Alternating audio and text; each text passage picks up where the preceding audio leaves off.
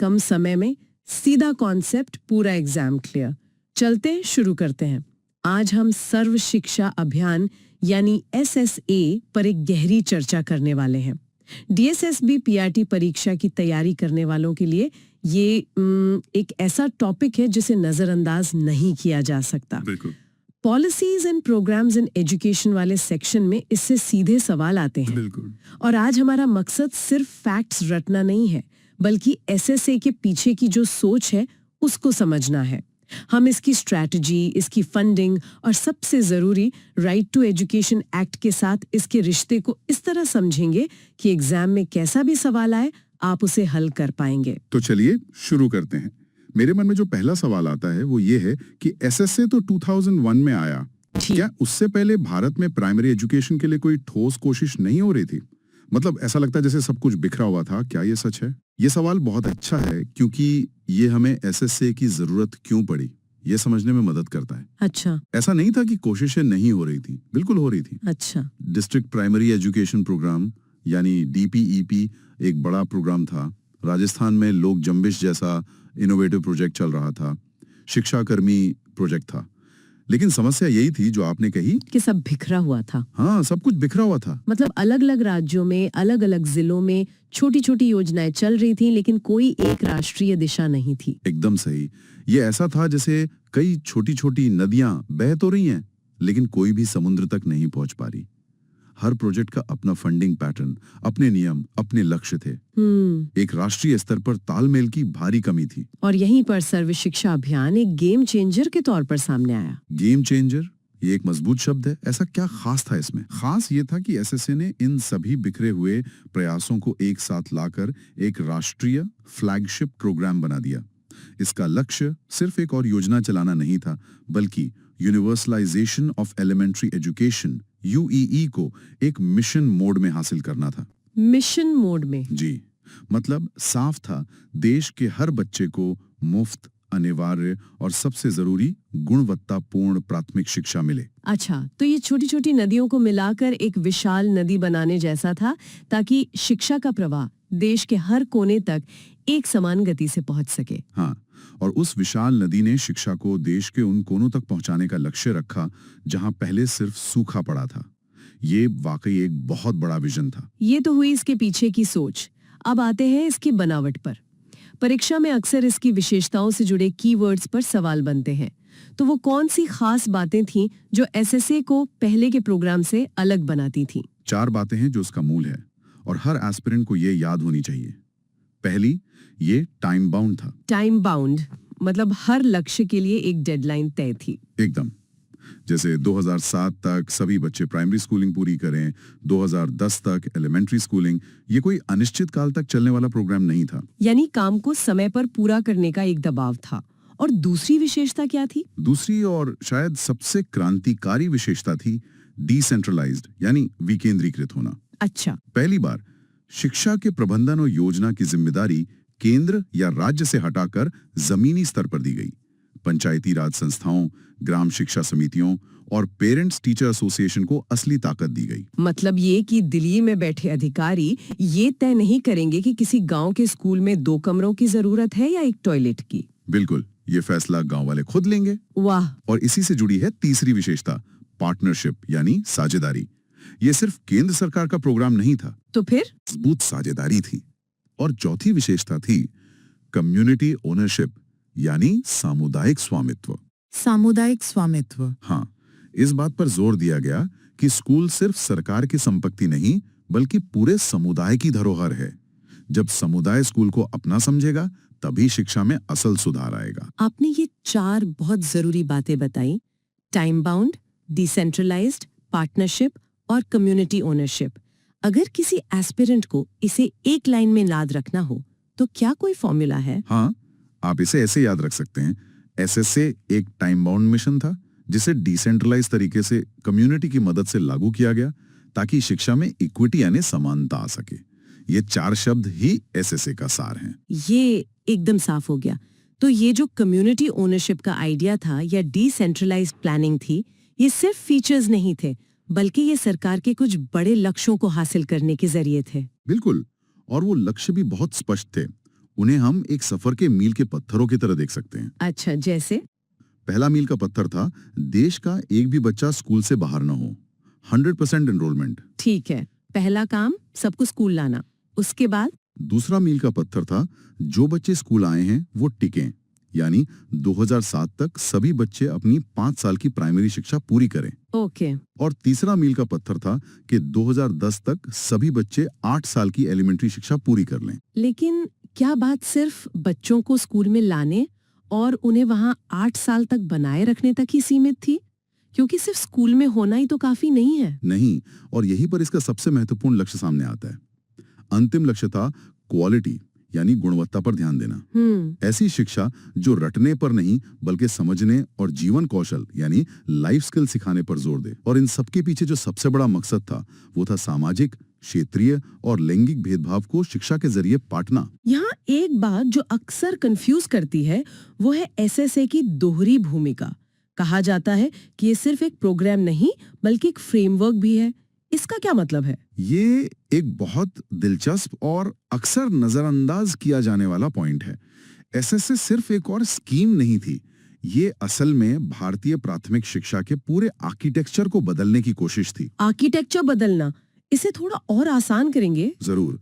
एक फ्रेमवर्क के रूप में एसएसए एक बड़े छाते की तरह है। छाता? हाँ, इस छाते के नीचे प्राथमिक शिक्षा में होने वाले सारे निवेश, चाहे वो केंद्र सरकार के हों, राज्य के हों या किसी और एजेंसी के, उन सब को एक साथ एक ही दिशा में लाया गया। अच्छा। इससे पहले डीपीईपी का पैसा अलग आता था, किसी और योजना का अलग।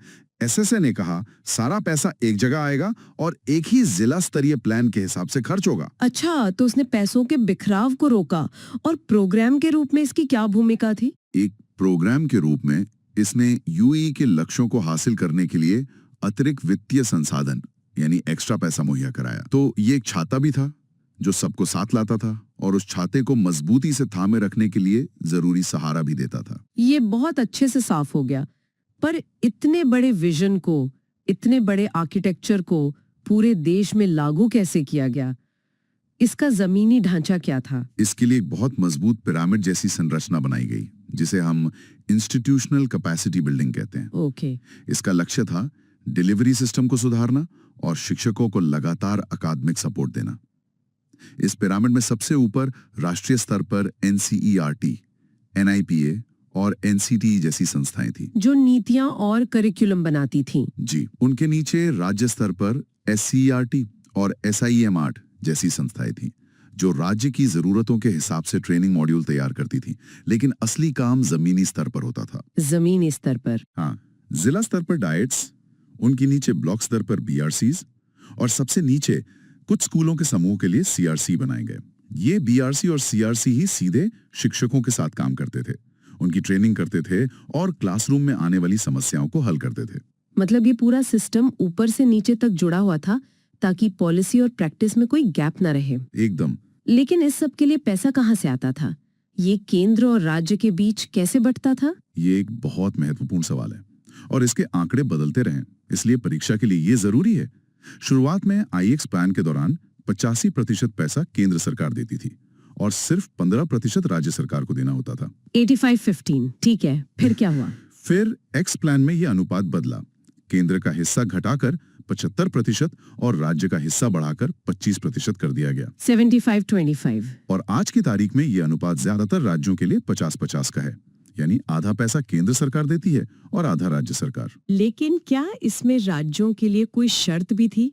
कहीं ऐसा तो नहीं कि राज्य सरकारें एसएसए का पैसा आने पर शिक्षा पर अपना खुद का खर्च कम कर दें? ये एक बहुत ही दूरदर्शी शर्त थी। राज्यों से कहा गया कि 1999-2000 में वे शिक्षा पर जितना खर्च कर रहे थे उस स्तर को उन्हें बनाए रखना होगा। अच्छा।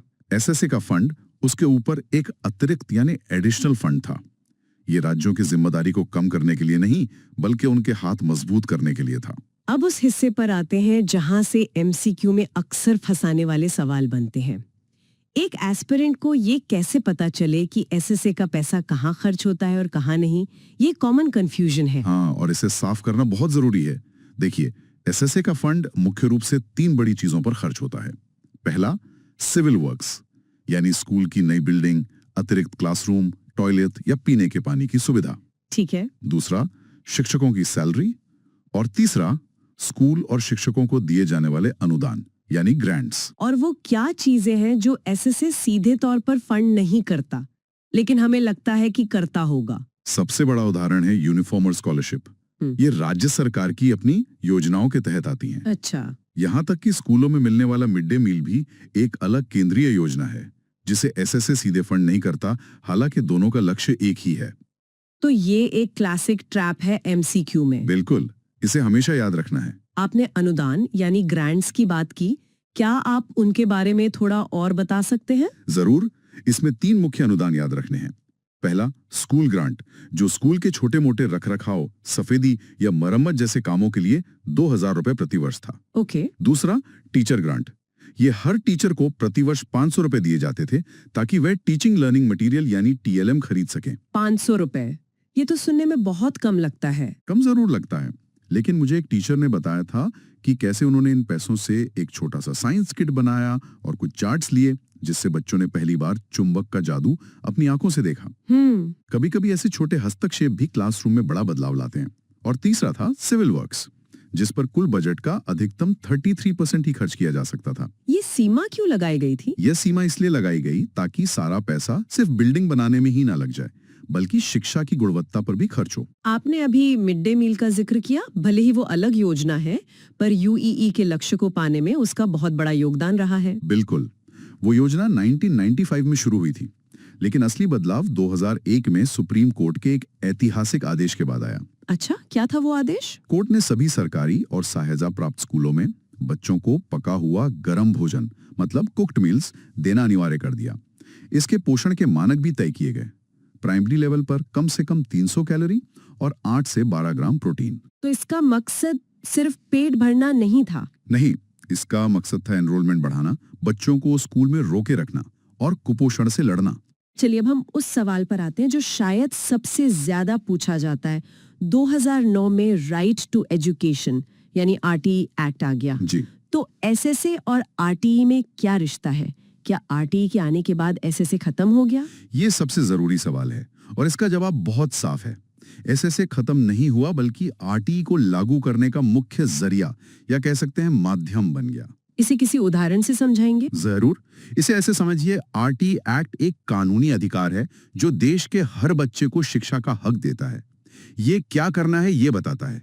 ओके। और एसएसए वो गाड़ी है, वो इम्प्लीमेंटेशन व्हीकल है जो उस अधिकार को देश के हर गांव, हर स्कूल तक पहुंचाती है। वो कैसे करना है इसका रास्ता दिखाती है। वाह, मतलब आरटीई अगर मंजिल है तो एसएसए उस मंजिल तक जाने वाला रास्ता और गाड़ी है। बिल्कुल सही। बहुत खूब। तो आरटीई एक्ट जो 1 अप्रैल 2010 को लागू हुआ, उसने एसएसए के काम को और मजबूती दी। बिल्कुल, आरटीई के आने के बाद एसएसए के ढांचे में कुछ बातें और मजबूती से शामिल की गईं।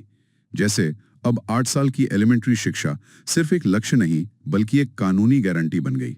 अच्छा। शिक्षकों की योग्यता और ट्रेनिंग के मानक और कड़े कर दिए गए।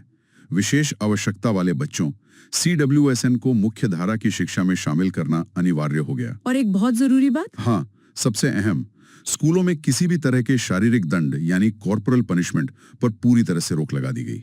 संक्षेप में, आरटीई ने एसएसए को एक कानूनी दांत दे दिए। बेहतरीन। चलिए अब परीक्षा से ठीक पहले के लिए एक फटाफट रिवीजन करते हैं। जी। मैं की पॉइंट्स पूछती हूँ ताकि सब कुछ दिमाग में पक्का हो जाए। जरूर, शुरू करते हैं। एसएसए लॉन्च कब हुआ? 2001 में। और आरटीई एक्ट लागू कब हुआ? 1 अप्रैल 2010 को। वर्तमान में केंद्र और राज्य का फंडिंग अनुपात क्या है? 50-50। टीचर ग्रांट कितना था? 500 रुपए प्रति टीचर प्रति वर्ष। और सिविल वर्क्स पर खर्च की अधिकतम सीमा? कुल बजट का 33%। और एसएसए का मुख्य लक्ष्य 3 शब्दों में? एक्सेस, इक्विटी एंड क्वालिटी, यानी पहुंच, समानता और गुणवत्ता। बहुत अच्छे।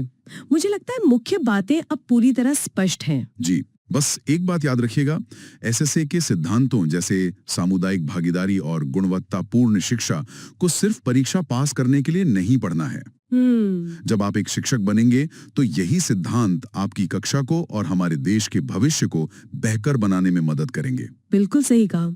और जाते जाते हम अपने सभी भावी शिक्षकों के लिए एक सवाल छोड़ जाते हैं। एक शिक्षक के रूप में आप सर्व शिक्षा अभियान के सामुदायिक स्वामित्व वाले सिद्धांत को अपनी कक्षा और स्कूल में प्रभावी ढंग से कैसे लागू कर सकते हैं, ताकि माता-पिता और समुदाय सिर्फ पेरेंट टीचर मीटिंग तक सीमित न रहें, बल्कि स्कूल की यात्रा में सच्चे भागीदार बन सकें। इस पर जरूर सोचिएगा।